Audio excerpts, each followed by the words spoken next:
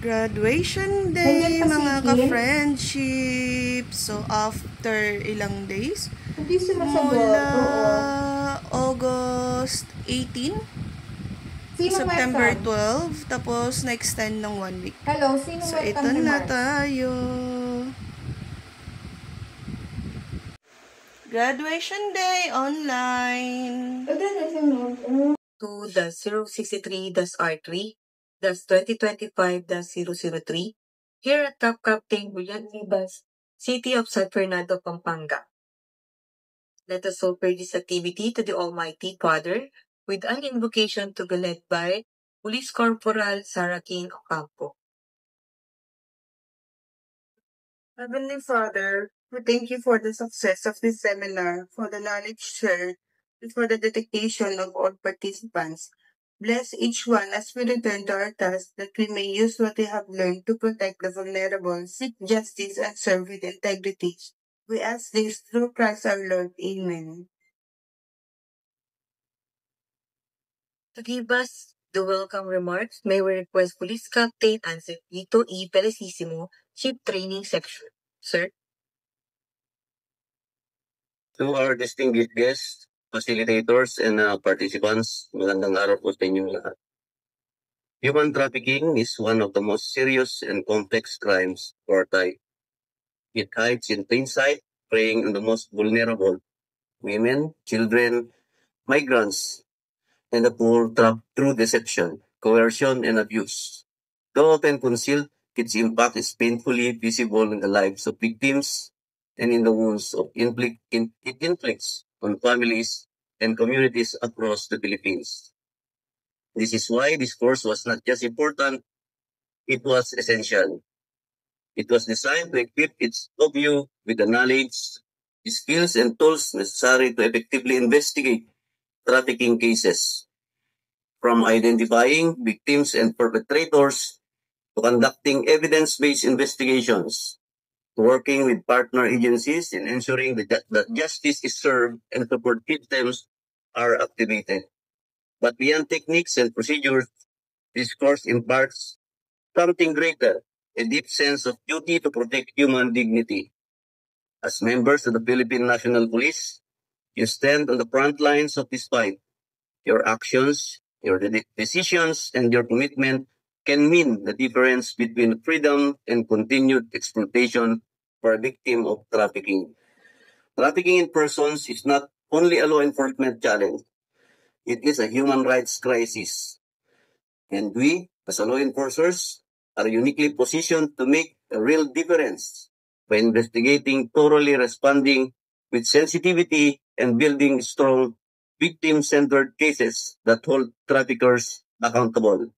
The knowledge you now carry is both a privilege and responsibility. May you become champions of anti-trafficking efforts within your units, training others, raising awareness, and ensuring that our initiatives remain coordinated, informed, and survivor-centered. As we close this course, let us not close the door to continue learning and collaboration. The work ahead is long and complex, but with dedication, competence, and compassion, we can disrupt trafficking networks, support survivors, and uphold the rule of law. Maraming salamat sa inyong pakikisa sa laban na ito. Congratulations and welcome to this closing ceremony. Thank you, sir, for that warm welcome. We now come to the presentation of participants to be led by Police Captain Arthur A. Bautista, Officer in Charge, Program Evaluation and Doctrine Section, Regional Learning and Doctrine Development Division, for the presentation of participants, followed by Police Lieutenant Ruth Garda A. de la Cruz, Academic Student Affairs, Sections PCO, for the declaration of graduates. Sir, ma'am. Thank you, MC. Magandang hapon po sa ating lahat. For the presentation of participants, by virtue of the authority vested upon me by the Director DHRDD, and under the leadership of our very own Regional Director, Police Regional Office 3, under the guidance of the Officer in Charge, RLDDD, and in my capacity as the Officer in Charge, Program and Evaluation Doctrine Section, I hereby present to you, sir, the 36 participants of Trafficking in Persons Specialist Investigators Course, Class 02-063-R3-2025-003, who have been completed all requirements of the program of instructions, ready for graduation, sir.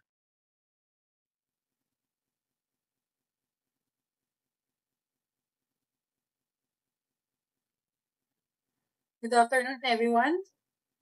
For the declaration of closing, by virtue of the authority vested upon me by the Director, PNP Training Service, Police Brigadier General Marcelo B. Daya, under the supervision of Police Lieutenant Colonel Arvin B. Fabro, Officer in Charge of the Regional Special Training Unit 3, and in my capacity as the Chief Academic Section Affairs, RSTU 3, I hereby declare the Trafficking in Persons Specialist Investigator course with 36 participants graduate effective this date. Congratulations, thanks, and God bless everyone. Thank you, Ma'am and Sir. The most anticipated part of this training has finally come, is the presentation of the certificate and awards. May I request Police Chief Master Sergeant Jeline M. Datu as the class representative. Citation read, Republic of the Philippines, Philippine National Police, Training Service Camp Brigadier General Rafael T. Crame, Quezon City.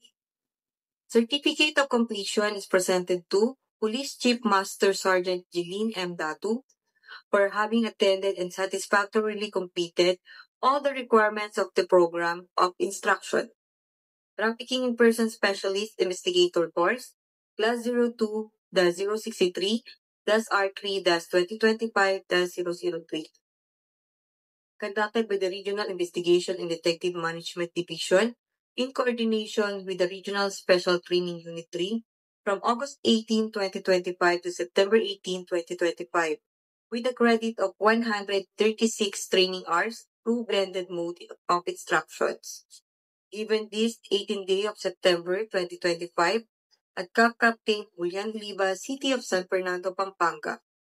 Signed, Arvin B. Fabro, Police Lieutenant Colonel, Officer in Charge, RSTU 3. Signed, Ponce Rogelio I. Peñones, Jr., Police Brigadier General, Regional Director, Pro 3. And we're officially done sa ating TIPSIC. Trafficking in Person. Course po siya. Thank you Lord. We're done. Nakaraos din. Ito ay from August 18 to September 12. But then extended siya hanggang ngayon. September 18. So this is it.